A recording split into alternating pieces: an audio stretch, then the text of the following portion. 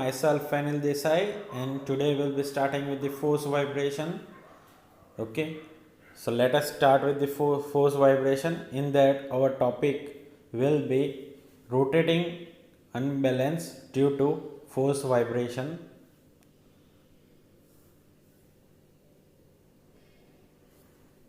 So, as you can see here, there are three diagrams. First, that is saying equilibrium position. Next, that is the displaced position. And third, displaced position with an angle omega t. Now, here the force applied to the system is the harmonic force. So, first of all, let us say this m to be the total mass of the system, as you can see here, m. m0 is the eccentric mass. Eccentric mass means, let us consider this assembly to be any rotating element that could be turbine, compressor, pump, etc. Due to rotation, there is some imbalance mass m0 which is present in the system. And this mass has been located at a distance e from the center of the gravity of the system. Let x to be the displacement. As you can see here, this mass starts rotating. As the mass starts rotating, it would be creating a centrifugal force over the system. And this centrifugal causes this system to displace by amount equals to x from the center of the position, as you can see here in the graph, in the diagram. Okay, so the total distance that would be covered by the system would be x e sin omega t. Why x e sin omega t? As you can see over here, this is the displaced distance due to the rotating mass, that is x. Here the mass has been rotated by angle equal to omega t. The distance from the center of gravity to the mass, that is e. So against the angle it will be forming sin omega t, and that is e sin omega t. So the total distance that would be covered will be x plus e sin omega t. Are you getting this figure now? Okay.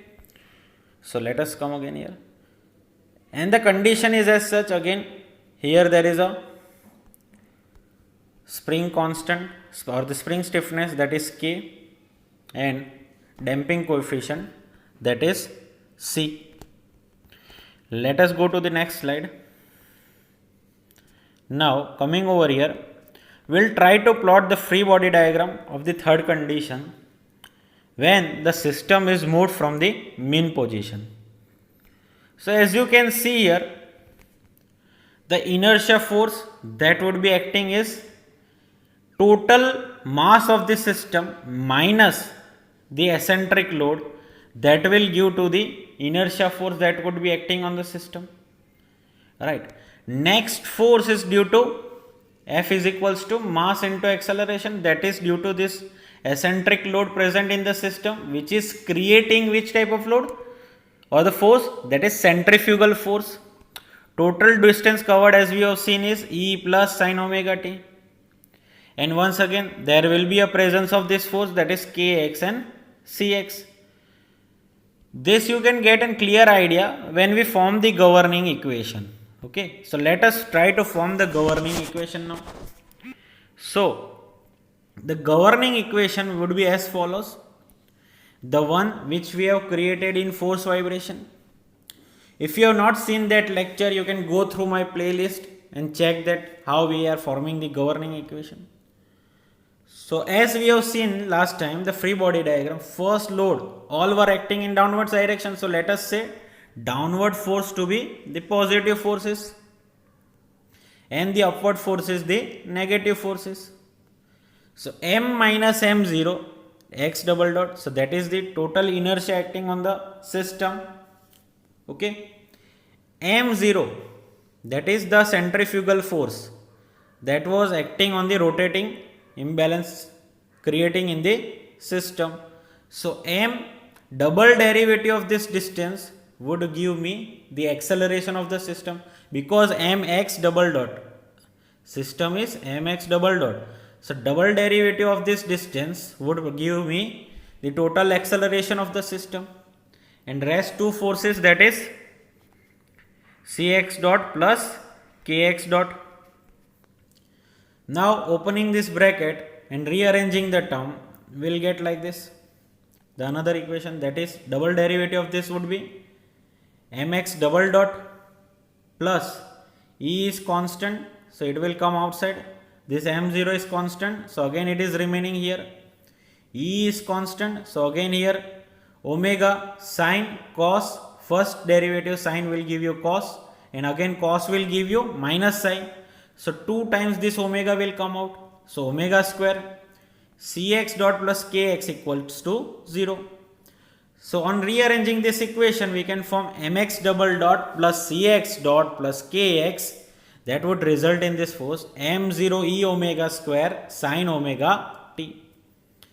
So from the physical aspect also, we have seen that the eccentric mass that was present at a distance c was generating the harmonic force over the system, and that is what we have got now by forming the governing equation. And this condition resembles to the one that we have done in the force vibration, right? The one that we have done in the force vibration. So again mx double dot plus cx dot plus kx is equals to f0 sin omega t. So now we can compare both this equation 1 and 2. On comparing this equation, we can say that f0 is m0 is omega square sine omega t. So this is what we got the harmonic force. Okay. So we'll go to the next slide now.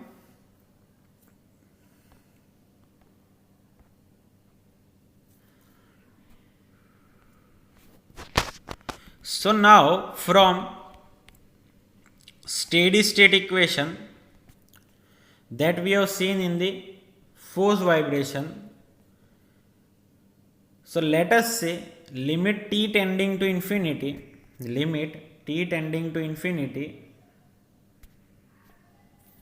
that is f0 by k, it is a harmonic function that we have selected sine omega t minus phi upon root of 1 minus r square the whole square plus 2 zeta r the whole square, where zeta is damping factor and r is frequency ratio, that is omega by omega n. So if t tending to infinity, so we can rewrite this equation once again, that is x f0 by k upon root over 1 minus r square plus 2 zeta r the whole square. Now what we know from our previous case, the force acting, that is f0, was the centrifugal force or the harmonic force that was acting on the rotating system. So that is the force that we are substituting here. So m0 e omega square by k in the denominator as it is. Now we know that omega n is root of k by m. So what we'll do here is, we'll try to substitute this value of k, that is k, making a subject from this, what we'll get, m omega n square. So that is what we have done here. Now when you substitute those value, what you will be getting, xm by mo into e. Okay, once again go through this slide. So now again we are rearranging this equation, okay, taking m over this side and m0 by this side. So that is what the rearrangement that I have done here. Okay, so xm by m0e, x is the steady state amplitude, m is the total mass, mo is the eccentric mass, and e is the eccentric distance. R, once again, as you know, frequency ratio, So this whole term represent the magnification factor, and this parameter is responsible for the controlling of the rotating imbalance in the system. So that could be any electric motor, turbine, compressor, IC engine, etc.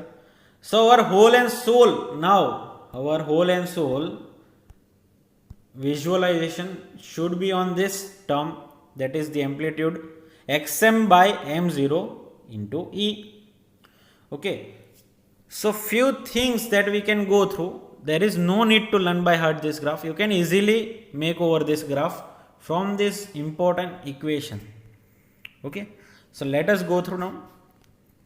As you can see here, when R is equals to 0, when R is equals to 0, irrespective of damping, we are not considering there is a presence or non-presence of the damper. So just when R is equals to 0, so when you substitute in this equation, what you will get when R equals to 0?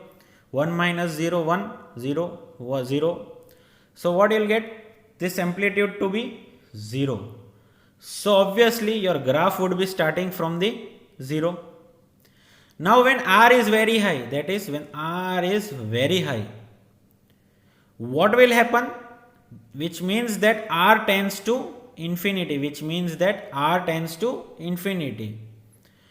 So all the values from this will end over 1, which means that all the values will approach near 1 on this axis. Are you getting my point? Okay. Now when zeta is equals to 0, now zeta is equals to 0 when it happens? When there is no damping present in the system. When zeta equals to 0, it means that there is no damping present in the system. That means it is undamped condition. And R is equals to 1 and R is equals to 1. So zeta 0, R equals to 1. What you will get? This amplitude tends to infinity. So 1 over 0 will give you infinity. So first plot that we can see is this, that is the line going towards the infinity, and this will again end towards the 1 as the R is very high. Now when the zeta not equals to 0, zeta not equals to 0, that means it is undamped condition. That means it is damped condition. Okay. For damped condition, the values would be non-zero. The values will be non-zero. As we have seen in zeta equals to 0, that the condition is resonating or it is unbound condition. There is no peak value. But when zeta equals to 0, when the damper is present in the system, at that time this amplitude would give you the value that is non-zero. So there will be a variation in the graph. As you can see over here, there are the variations in the graph. Okay. Once again, what are these peak values? What are these peak values that we need to know? What will be the values of these peak values? So for that, we'll do what we have done in the force vibration. Okay. So let us go through.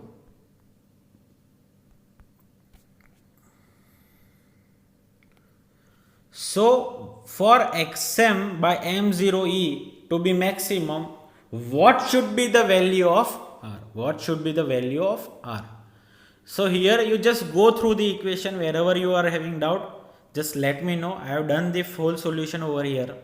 Okay. So what I have done here is d by dr, that is differentiation with or differentiation of the amplitude. What was the amplitude equation? That is R upon root over 1 minus R square plus 2 zeta R square. So here I have applied the division rule, and that is equals to 0. That is equals to 0. So when you solve this equation step by step, just pause the video and look at the solution. You will get an idea.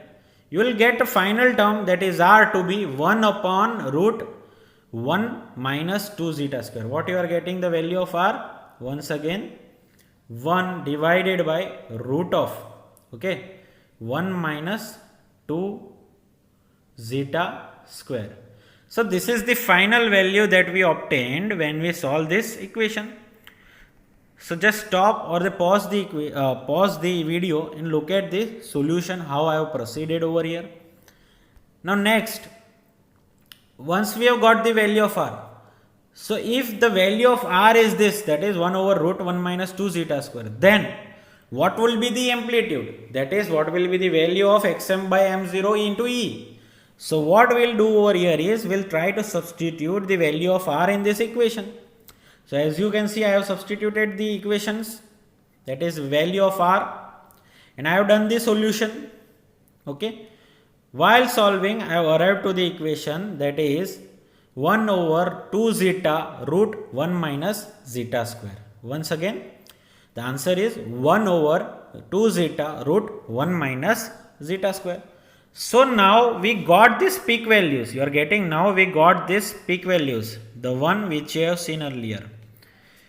And what we can see, that if zeta values are less than 1, if the zeta value is less than 1 and r is greater than 1, so that is what you can see here. If zeta is getting less than 1, r is getting increased. Why? Because it is reciprocal to each other. So when zeta is less than 1, r is greater than 1, what is happening? Peaks are shifting. See over here. Peaks are shifting. Okay. In force vibration, what we have seen, that it was going nearer to 0. But in case of rotating imbalance, these peaks are shifting, that is away from the 1. This in previous cases, so it was getting close to 0. In this condition, it is getting away from the 1. Okay. So those are those peak values. So if we try to plot that graph once again, so what you can see over here is, for damped condition, okay, let us talk about for damped condition. As you have seen, that graph will always starts from the 0. Maximum value it attains in 1 and 1 here over here. So the peak value that we have found out for the equation was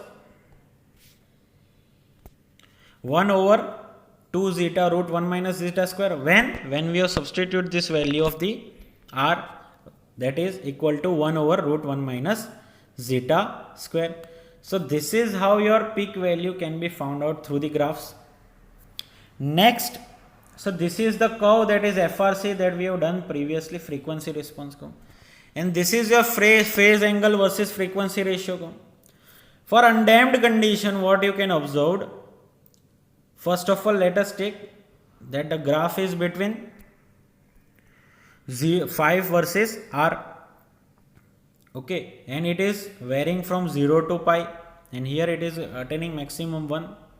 Okay, so for undamped condition, if you substitute the 0, what you have observed, that it starts from 0 and goes to the pi value. Clear? And for undamped condition, as we have seen in the force vibration, it will start from 0 and attain the pi. Same thing could be observed from here. So this is how this graph moves. Okay, I am not able to draw properly with this.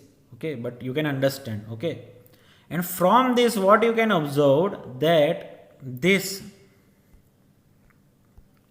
value of zeta decreases. This value of zeta decreases over the value above the pi by 2, and the phase angle decreases, and the phase angle phi, that is decreasing. So are you clear with the phase angle and the frequency response curve? Okay. So now we'll try to study what is half power bandwidth. What is half power bandwidth? And resonating frequency, that you already know, but we'll just discuss over it.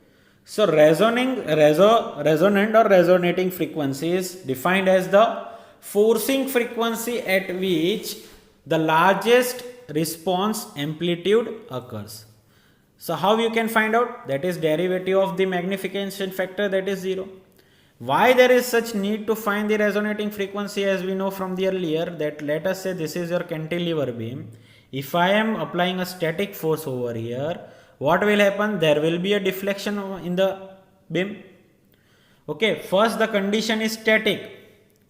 Now, if I am applying a dynamic force, that is forcing a force with a forcing frequency, right? Dynamic force.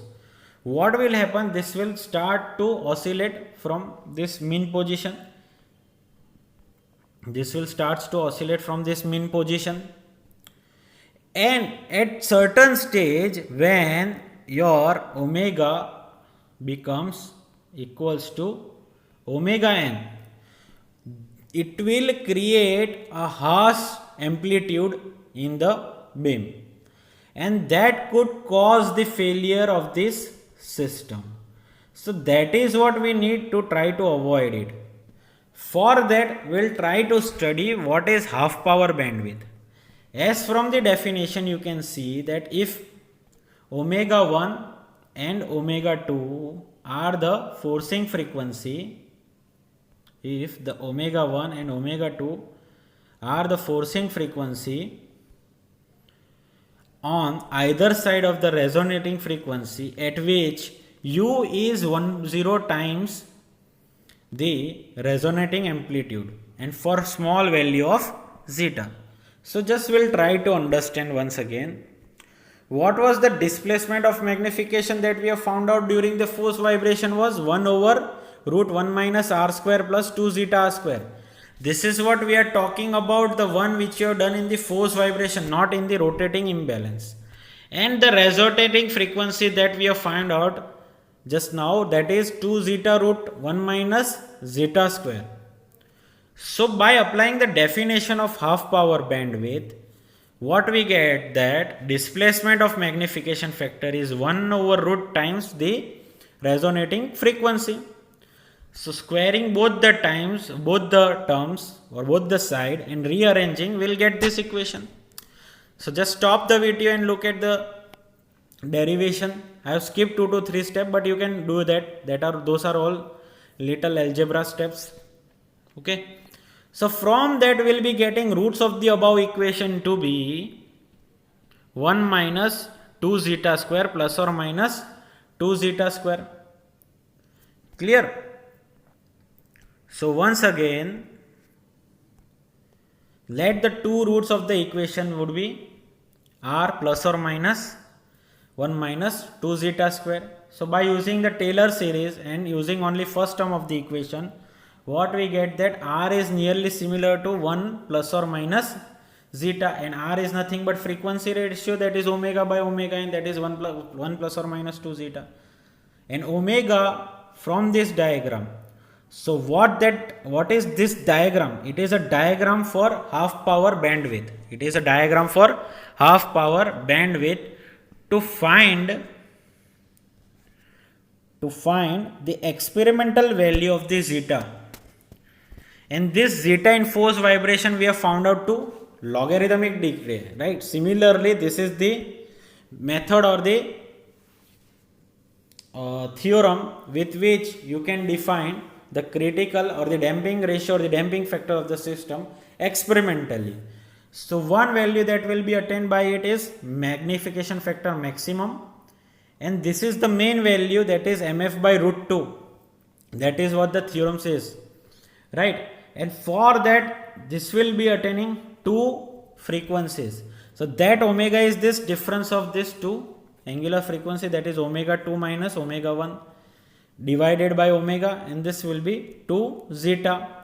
Why it is 2 zeta? Because we are considering this value to be very, very small, and if zeta value to be very, very small, so 2 zeta root 1 minus zeta square will result in only 1 upon 2 zeta, because we are neglecting that root 1 minus zeta square. So ultimately what you are getting over here is omega 2 minus omega 1 and omega 2 plus omega 1. So two roots of the equation. If omega 2 plus omega 1 by 2 omega n is 1, and if we substitute over here, then only we'll get one equation, that is omega 2 minus omega 1 divided by 2 omega n.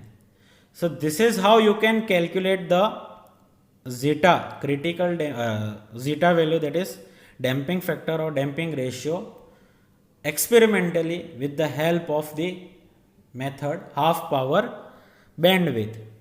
Okay, thank you very much. If you are having any doubt regarding it, just below in the comment section. Tell me, subscribe to my channel. If you are new to this video, you can follow my playlist for the previous lecture. Thank you very much.